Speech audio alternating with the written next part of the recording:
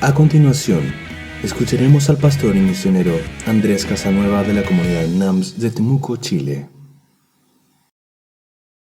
La majestad de Dios, y nos dábamos cuenta en la majestad, lo que decíamos, que la majestad de Dios, la palabra de Dios siempre la indica como la grandeza. Y es interesante porque en los textos bíblicos que nosotros estudiamos siempre se habla de la grandeza y majestad de Dios, pero también de Cristo.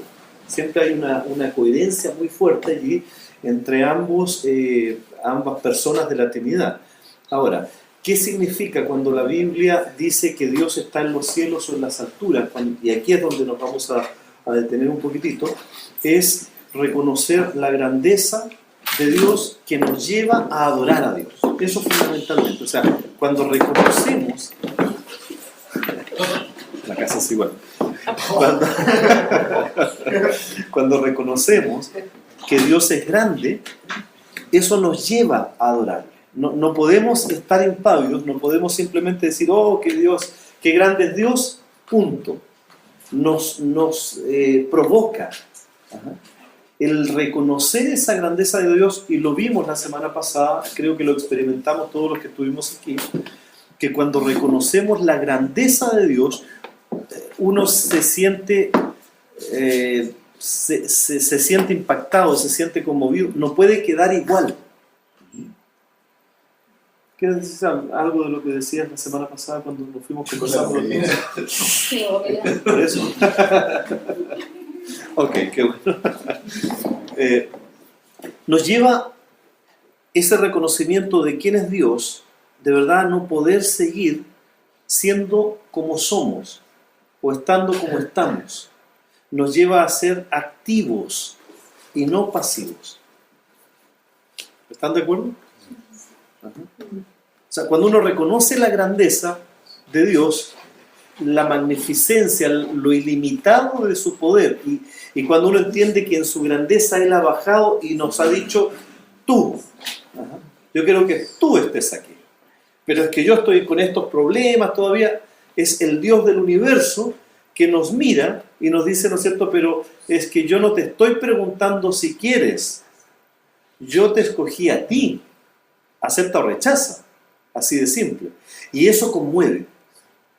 Conmueve porque nos lleva a entender que lo que Dios está buscando no es simplemente personas que reconozcan su grandeza. ¿Recuerdan lo que decía Jesús a esta mujer samaritana en el capítulo 4 de Juan? Dios, ¿qué está haciendo? Dios está buscando adoradores que lo adoren en espíritu y en verdad. Ajá. Eso es lo que está buscando Dios. O sea, Dios no muestra su grandeza simplemente para que uno quede con la boca abierta y diga, ¡wow, qué grande es! Se está quemando la pizza. Y que su mente se vaya para otro lado. Cuando reconocemos la grandeza de Dios, nos lleva a adorarle. Y es justamente lo que Dios está queriendo hacer, buscando adoradores. Esos adoradores, de una manera natural, llegan a adorarle porque reconocen su grandeza. Es como un círculo. Una cosa va conectada a la otra. Ahora, la pregunta que nosotros debemos hacernos entonces es, bueno, pero ¿qué es un adorador? A todos nos gusta la música, o por lo menos a algunos, yo sé que les gusta más la música que a otros. Algunos tienen sensibilidad artística mayor que otros. Pero la música, Tanji, ¿es adoración? ¿Qué es parte de qué? No es toda la adoración. Ajá. La vida, la letra, es una adoración. La música toma una parte y te permite expresarle ciertas cosas al Señor. ¿No es cierto? Expresarle un poco de la adoración, pero la vida completa. Ajá. ¿Qué es un adorador?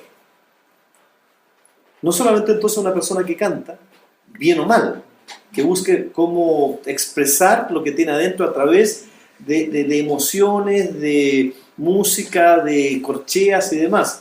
Parece que es mucho más. ¿Qué es un adorador? De cada área de su vida. El que se entrega, el que rinde cada área de su vida. Ahora, que hay algo interesante, porque la naturaleza humana es la de un adorador. el hombre siempre está buscando servir a alguien o algo. Hay gente que sirve a su trabajo, hay gente que sirve a su familia, ¿no es cierto? Hay gente que se sirve a sí misma.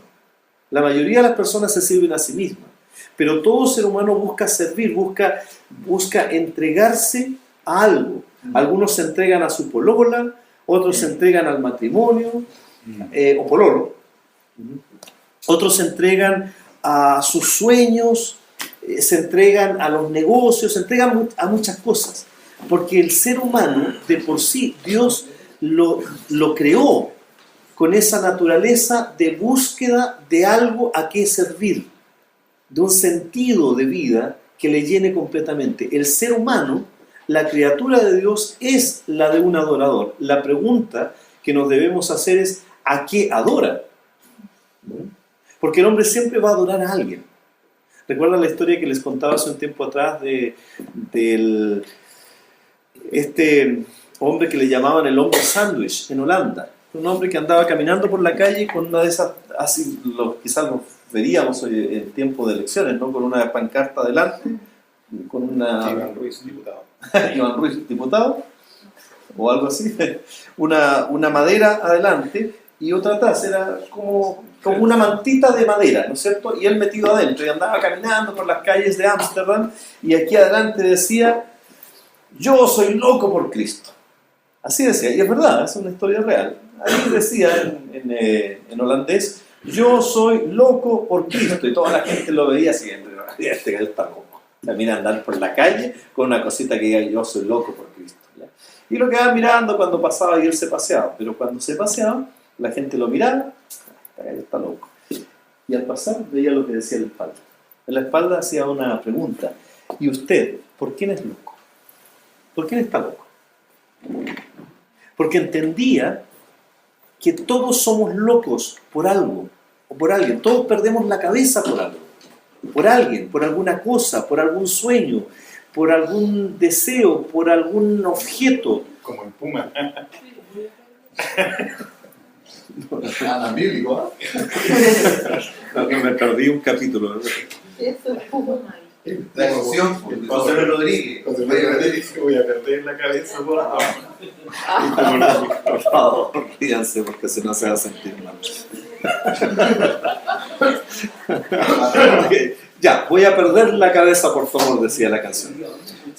Nuestra mente está permanentemente dando vuelta ocupada en cosas y comenzamos a perder la cabeza por eso. ¿Qué quiere decir perder la cabeza? Dejar de pensar racionalmente y comenzar, ¿no es cierto?, a entregar vida. Nos pasa cuando estamos pololeando, o le pasa a los que han estado pololeando alguna vez. No estoy mirando a nadie en particular. Parece que a todos a todos les cae la teja en algún momento, ¿no? O nos ha caído la teja en algún momento. Uno comienza, deja de pensar racionalmente y llena todos los espacios, los momentos, las situaciones con esa imagen del ser amado. A los hombres nos pasa que después de ese periodo, ya cuando conquistamos, entonces ya encontramos otra cosa que conquistar. Después viene, ¿no es cierto?, la conquista del trabajo. No me ayuda. Yo no sabía eso. ¿Es verdad? Es verdad. Sí, una característica particularmente de los hombres. Los hombres, y es cierto, hay un estudio de esto, nos estimulamos cuando estamos en permanente conquista. De ahí viene el tema, por ejemplo, el club de Toby, nuevos desafíos, los negocios, diferentes áreas. Porque la mente del hombre funciona en conquista permanente. Cumpliendo metas. Objetivo. Nosotros No cumplimos. necesariamente conquistando mujeres. Exacto. No necesariamente, o sea, la primera conquista, ¿no es cierto?, es todo el tiempo, las conversaciones, amor, ¿me permiten dar un beso? ¿Ya? Las miradas, qué sé yo, ya, al final nos casamos. Ahora está cocinando. Ahora ya tengo mi mente ocupada en otra cosa. Ahora es el trabajo para poder tener una casa, para poder, ¿no es cierto?, qué sé yo, viajar. Luego vienen los hijos. Ahora en la conquista de un mejor futuro para los hijos, etcétera, etcétera. O sea, vamos como cumpliendo etapas. Y esas cosas comienzan a manifestarse en nuestra mente ocupando casi todos los espacios. es un instinto que Dios ha puesto en nosotros. El problema es la canalización de ese instinto hacia otras áreas que no son Dios, o hacia otras cosas, hacia otras personas. El instinto humano de adorar, de servir a algo, de entregarse completamente, es un estímulo que Dios lo puso en nosotros para adorarle a Él. Pero no le reconocemos, porque no reconocemos su grandeza, entonces lo variamos, lo desviamos hacia otras áreas. E incluso es más, en algún momento, gente que desvía a tal punto esa búsqueda que puede llegar inclusive al suicidio, porque pierden el sentido de la vida. Una búsqueda constante de algo que no logra llenar sus espacios de vida. Pierden el sentido de la vida y al final ya no tienen sentido por el cual vivir. San Agustín decía, Dios nos creó con una suerte de vacío, de un espacio adentro que tenemos que estar llenando permanentemente. Lo único que genuinamente podría llegar a llenar ese espacio vacío que tenemos en el interior es quien lo creó, que es Dios mismo. Entonces, cuando uno descansa, cuando uno llega a vivir en paz, cuando se empapa de Dios mismo, cuando reconoce que ese vacío puede ser llenado por la grandeza de Dios. ¿Estoy hablando en chino o no? No. ¿O cae en sentido lo que estoy diciendo? Porque parece que es nuestra historia la de todos nosotros, la de cada uno de nosotros. Es cierta forma que lo que uno está planteando ahora, hay otra forma, porque, a ver, tal dicho, ¿no es cierto?, que todos los caminos llegan a Roma. Claro, ajá, exacto. La verdad es que ahora, por ejemplo, yo estoy entendiendo, ¿no es cierto?, que cuando dice Dios, y yo lo repetí en una reunión anterior, que dice, cuando conoceréis la verdad, Ajá. y la verdad os hará libre. Exacto. O sea, Ajá. uno llena su espacio, el corazón, ¿no es cierto?, con nuestro creador, y también nos hace, de cierta forma, o sea, de hecho nos hace libre. Claro. Jesús lo decía de esta manera en la misma conversación con esta mujer. Mira, vas a seguir teniendo sed siempre. Yo soy el único que te puedo dar del agua, que ya vas a seguir buscándola, pero te vas a saciar. Las únicas personas que en términos generales me refiero, uno conoce que llenan ese vacío y son estables, incluso emocionalmente, son aquellos que se empapan de Dios mismo. Ya no están luchando por las conquistas, en el caso de los hombres. Yo puedo hablar más por los hombres porque yo soy hombre, evidentemente. En el caso de las conquistas de cualquier tipo, uno descansa cuando finalmente se encuentra con Dios, porque ya las cosas que eran prioritarias en la vida dejan de tomar ese lugar y comienza toda la agenda, todo el naipe se comienza a ordenar con una prioridad clara. ¿Recuerdan cuando decíamos una iglesia normal? Hay tres tipos de personas. Las personas que tienen a Cristo como la prioridad uno. ¿Qué tipo de personas son esas? Las personas que se encontraron al final con Dios y que llenaron ese vacío con ese Dios, y el resto de cosas se comienzan a organizar, a ordenar. Por eso es que nosotros muchas veces decimos, bueno, si lo tienes a Cristo, tienes todo. Cristo es la respuesta. El problema es que muchas veces nos acostumbramos a hacer las preguntas correctas. Entonces hacemos un tipo de preguntas medio equivocadas. ¿Te va mal en el amor? ¿O en los negocios? ¿O en la familia? Busca a Cristo. ¿Para qué buscamos a Cristo? Para que nos vaya bien en eso. Salud, dinero y amor. Y no para llenar el vacío que Cristo lo llena y el resto se empieza a ordenar secundariamente. No una búsqueda de Cristo para que ordene las cosas como algo primario, sino una búsqueda de Cristo que permite ordenar el resto de las cosas como algo secundario. Yo creo que el tema del hombre no pierde su naturaleza cuando se acerca de Dios. Yo creo que Dios nos pone tantos desafíos y tantos objetivos tan interminables. Uno siempre quiere seguir. Si yo quiero conocer un poco más y lo conozco, me doy cuenta al llegar a ese objetivo que hay 20 objetivos más atrás. Me pareciera que cuando el hombre pone, como decía, no hablo desde mi perspectiva de funcionar en base a objetivos, que es algo interminable con Dios. Siempre estoy buscando algo más y siempre que llego me doy cuenta que hay mucho más camino por recorrer. Mientras más los conozco, más ignorante me siento. Dice solamente Dios lo puede. Y también Dios dice, ¿no es cierto? Y claro, dice, y cada reino de Dios justicia y lo demás se añade. Ahora, me llama la Exacto. atención ante esto, por ejemplo, ¿de dónde viene nuestra naturaleza de adorador? Sin duda de Dios. Claro. Ahora, por ejemplo, estaba leyendo en Génesis, Ujú. o sea, si nosotros creemos en Cristo, creemos en la Biblia, Ujú. creemos que el hombre fue criatura creada por Dios. Entonces, bajo ese entendimiento, cuando el hombre dice, cuando aún guardaba su inocencia, en el sentido de que no vivía sin pecado, estableció y tenía una relación de adoración con Dios plena. Así lo dice el Génesis, lo digo Sí. acá. Y en algún minuto pierde, Ajá. cuando desobedece, ¿cierto? Y se hace expulsar del paraíso, pierde esa comunión y dice que Dios lo llama y lo busca en el cuarto. Me parece tonto que Dios llame al hombre como que si no supiera dónde está. Entonces, da la idea, corrígeme si estoy equivocado, da la idea de que estabas en una posición y hoy día estás en otra. Estabas en una posición plena de comunión y de adoración conmigo y hoy día, ¿dónde estás? Entonces, el hombre es expulsado del paraíso, por el relato bíblico, y a partir de ahí comienza todo este tema de seguir distorsionando su vida, en fin, hasta llegar al punto de no sé, creer en cualquier cosa. Pero creo que, por lo que dice la Biblia, el sentido de adoración, ¿ya? De esa búsqueda, viene desde el génesis de nuestra formación, porque somos ¿Sí? criaturas creadas por Dios. Bueno, tú has dado en la clave de una pregunta que muchas veces los teólogos se hacen, ¿no? ¿Por qué Dios le pregunta al hombre dónde está? ¿Es que acaso no sabía dónde estaba? Sí, el que no sabía dónde estaba era el hombre. Entonces, Dios le hace la pregunta al hombre para que el hombre se dé cuenta que está perdido. Sí, esa es la pregunta más esencial ahí. Dios nos hace entender que andábamos perdidos. Eso es lo que muchas veces no pensamos. Lo que decía, y lo he dicho muchas veces, lo que decía Søren Kierkegaard es cierto.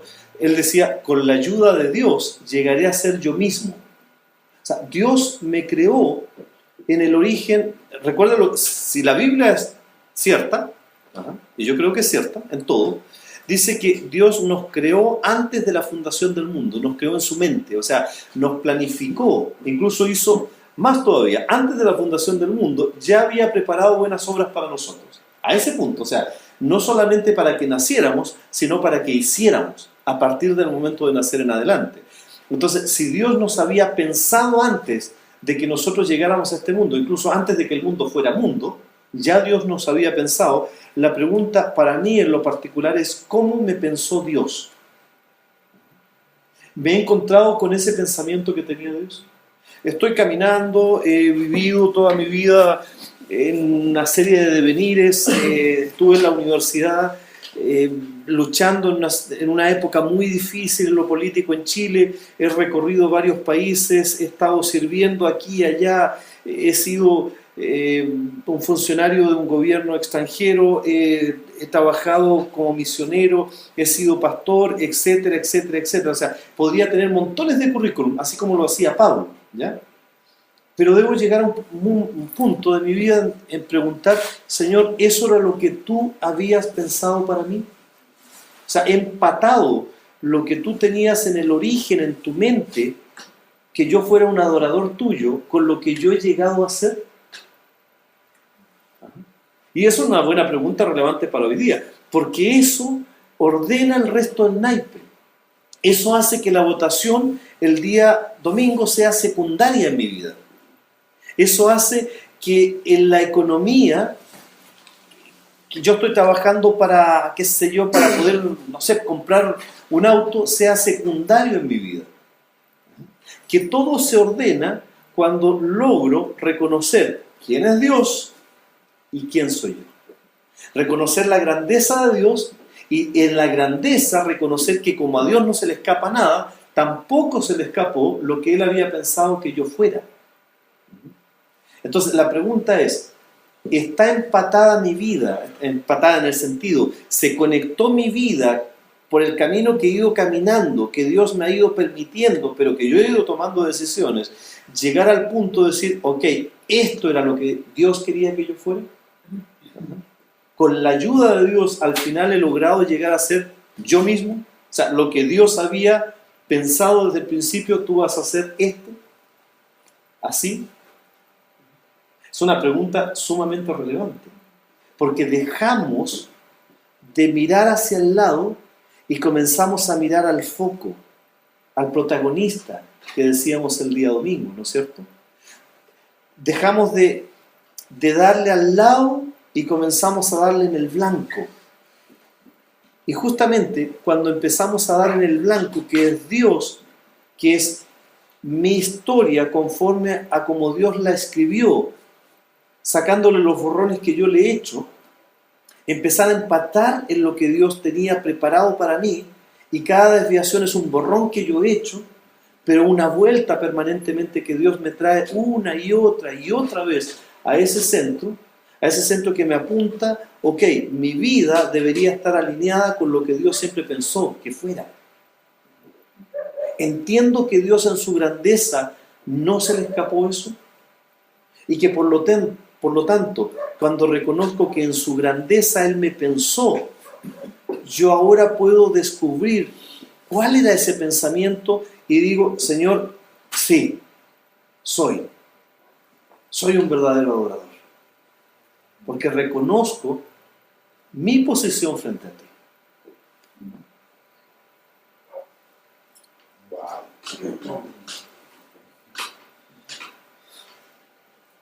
Y nos deja pensando.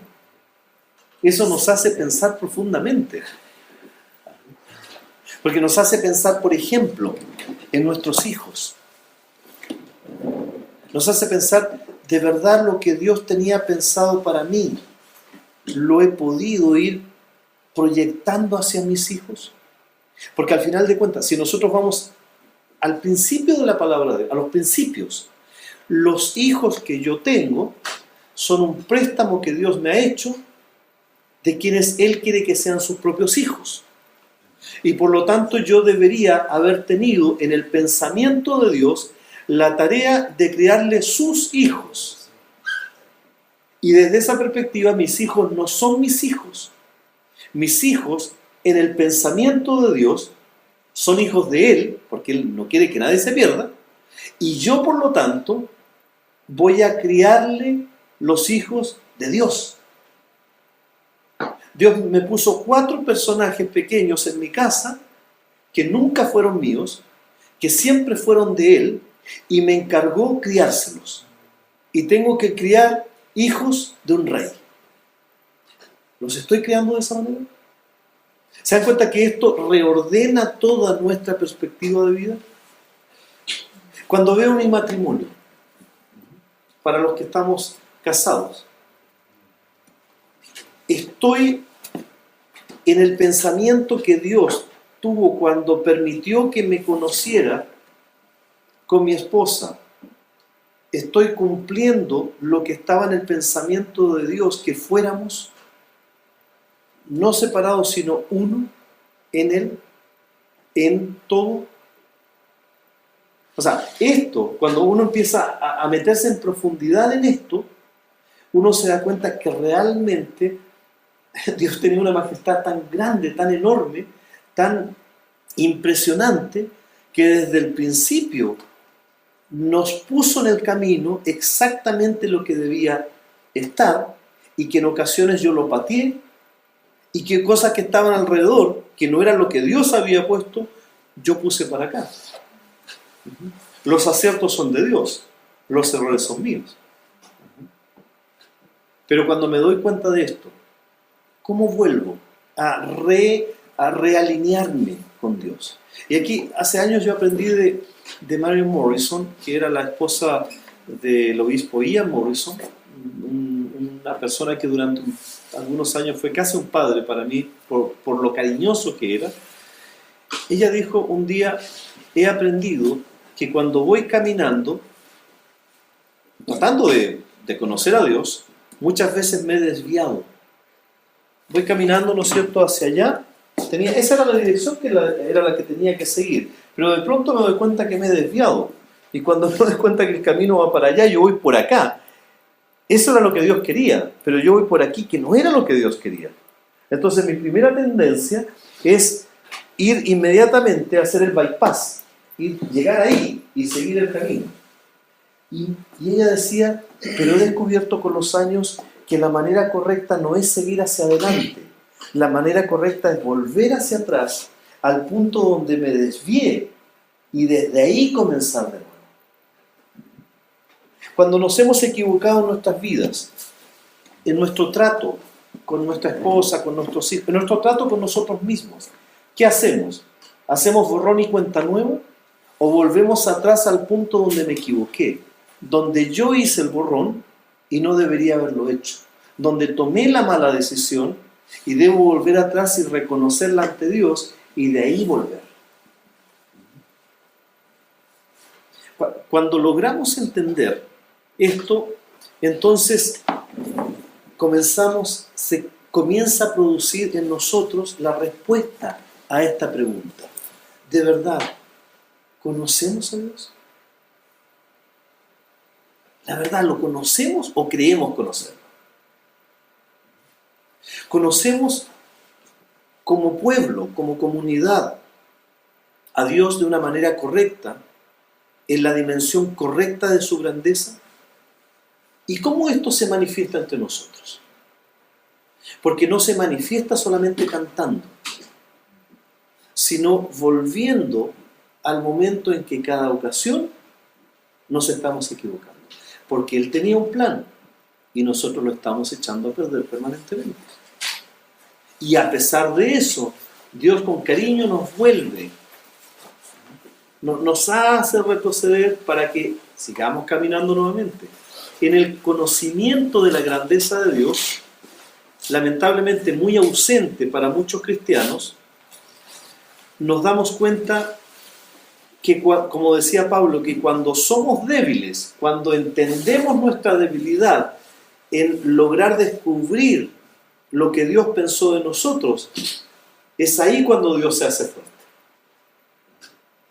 ¿Por qué? Porque nos permite ser acogidos por el Padre en su grandeza, ser tomados de nuevo y que nos diga, ¿sabes qué?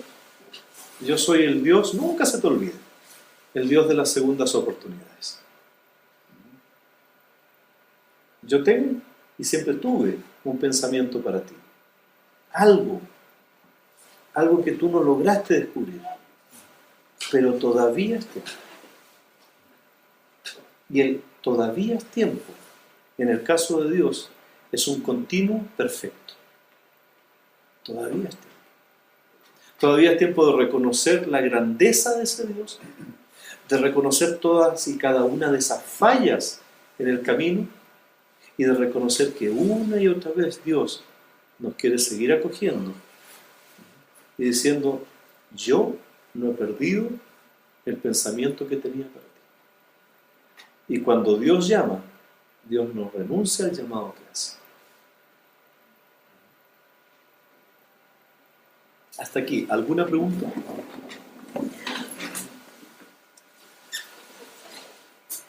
¿Saben lo que debe cambiar en nuestras vidas? Lo que debe cambiar en nuestras vidas es esto. Es el concepto de Dios que tenemos. ¿Cuál es el concepto que nosotros tenemos de Dios y del hombre? Muchas veces el concepto de Dios lo hemos ido disminuyendo y el concepto del hombre lo hemos ido aumentando. Por pensar que nosotros somos hijos del rey, nos vemos demasiado arriba y hemos empequeñecido porque somos bajos al rey. Y eso es peligroso. Porque como hombres tenemos un gran concepto de nuestra inteligencia. Incluso cuando cometemos errores, muchas veces simplemente no los reconocemos. Lo peor es que ni siquiera lo reconocemos frente a Dios. No reconocemos su grandeza, lo que nos lleva a ver nuestros enormes pecados de los cuales deberíamos ser dignos de muerte, porque así lo dice la Biblia, porque la paga del pecado es muerte, así lo dice. y decimos, no, es que cometí un error. Como dijo el pastor Carlos Santana, el guitarrista que un día se las dio de predicador. Dijo, nosotros no cometemos pecados, solamente son errores, dijo él. Y en eso estaba ofendiendo a Dios. ¿Cuántas veces y cómo hemos ofendido a Dios? Pensamos que total Dios nos va a perdonar igual. Abusadores de la gracia. Abusadores de la gracia. Todos, incluyo. Cuando hablamos de Dios, le decimos viejito, el jefe, papito, el de arriba, el compadre, el caballero, con una irreverencia, con una visión tan paupérrima de la santidad de Dios que no nos damos ni cuenta que nos estamos jugando con fuego. Cuando actuamos y vivimos de una manera como si pensáramos que Dios está tan envejecido que sus ojos ya no ven nuestros pecados, nuestras mentiras. Cuando aceptamos alrededor la mentira, la explotación. Por eso en eso estoy totalmente de acuerdo contigo. No siento afinidad con ningún político. Cuando un partido dice somos la democracia cristiana, en particular no con un partido, en general con muchos de ellos, cuando manchan el nombre de Cristo, yendo completamente en una dirección contraria a los principios cristianos, y uno dice simplemente, esos son ellos, no tiene nada que ver conmigo. Nos hace empequeñecer a ese Dios, porque cuando entendemos la grandeza de Dios, no solamente llegamos a amarle a Él, sino de verdad llegamos profundamente a aborrecer el pecado, en todas sus formas, a aborrecer la mentira, a aborrecer el engaño, en nosotros y en los otros. Y no nos vamos a autoengañar, ni a manipular, ni a empequeñecer, ni a diluir el pecado. Cuando tenemos una imagen de ese Dios como de verdad es Él, no justificamos de ninguna manera el pecado, no lo diluimos, no lo relativizamos, lo ponemos en su justa medida. Sí, Dios, ante ti yo merezco morir. Eso es lo que yo merezco. Y por eso agradezco la gracia, tu amor. Por eso lo agradezco, porque sé lo que merezco. Y no me puedo justificar de ninguna manera, diciendo que yo no sabía, como decía el papá de Estela, el creí que y el pensé que es causa del perjudeque. Que pensé que esto no era tan grave a los ojos de Dios. Creí que Dios no se iba a enojar tanto. Bueno, en la Biblia, en los principios de la palabra de Dios, si creemos que Dios es tal, debemos reaccionar frente a su poder. Y si no lo hacemos, lo que estoy haciendo es caer bajo el juicio de Dios. Dios me va a ayudar porque le he pedido, pero no podemos actuar por nuestro propio criterio, por nuestra propia voluntad, sino por lo que la Biblia dice. Y eso nuevamente cambia completamente nuestra imagen de Dios y de nosotros. Es Dios y nosotros. No es Dios y nosotros. Papito. Y muchas veces lo tratamos como si fuera un igual. Dios no es un igual. Dios es Dios. Y nosotros somos menos que un gusano. Mucho menos. Voy a terminar con esto, con lo que dice Pink. Dice, Dios es soberano en la delegación de su poder a otros. Él es el que define a quién entregar su poder, no nosotros. Nosotros no podemos definir quién lo representa. Él lo escoge. Si Él ha escogido que nosotros estemos aquí, ni siquiera deberíamos cuestionar ni al otro ni a nosotros, sino aceptar. ¿Por qué estamos aquí? Porque Dios quiso que estuviéramos. No hay ninguna razón por la cual podamos estar aquí. Ni una sola que se base en nosotros mismos, sino simplemente la elección de Dios. Dios es soberano en el ejercicio de su misericordia y nosotros no podemos cuestionar jamás el por qué Dios perdonó a alguien que no merecía perdón. No, pero es que ese gallo, mira lo que ha hecho, ¿cómo Dios lo va a perdonar? Nosotros no podemos ni siquiera cuestionar el que Dios sea misericordioso, ni pensarlo siquiera.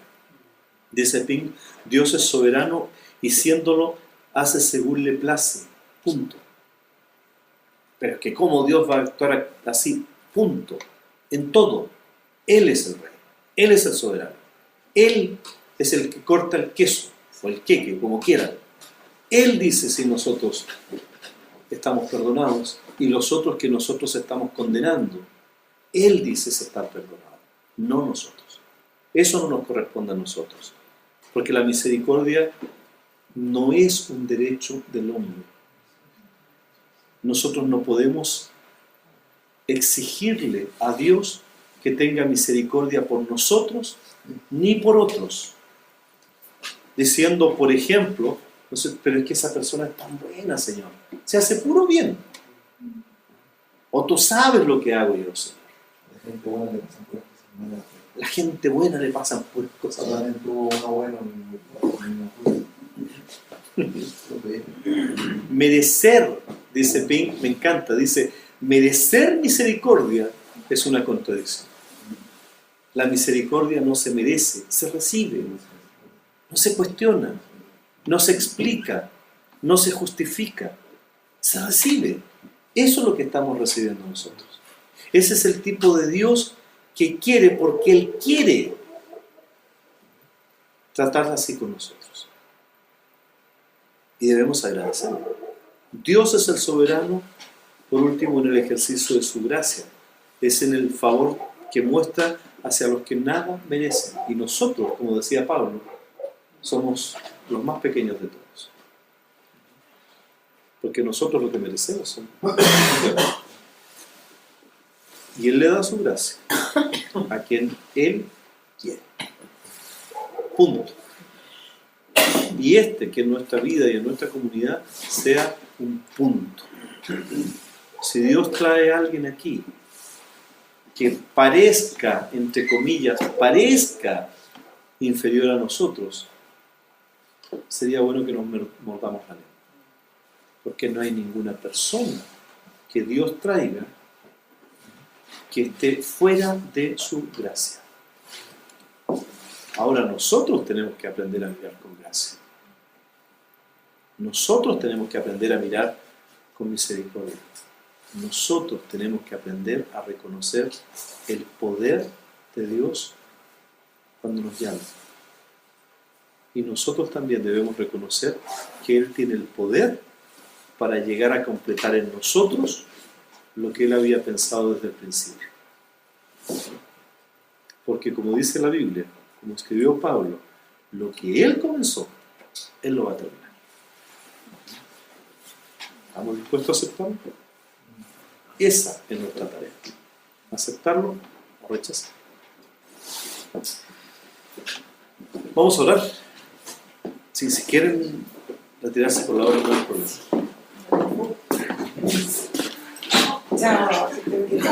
Chao. Bendiciones. Cuídate. Gusto de verles. Igualmente. Dios les bendiga. Vamos a, como la semana pasada, vamos a dejar que nuestros corazones le hablen a ese Dios. Que nuestras vidas empequeñecidas puedan expresar a Dios. No lo que Dios merece porque no tenemos suficientes palabras para Él, sino lo que quisiéramos decir a Dios. ¿Les parece? ¿Parece o no? ¿Bien? Y Tanya, al final, si tú puedes, tú sabes ese tiempo de oración. Es como aceite sobre mis heridas. Desde el equipo NAMS, Esperamos de todo corazón que este mensaje haya bendecido su vida. Gracias por sintonizarnos y que el Señor sea con ustedes. Tu palabra es la voz que me habla en la mañana, es mi consejo cada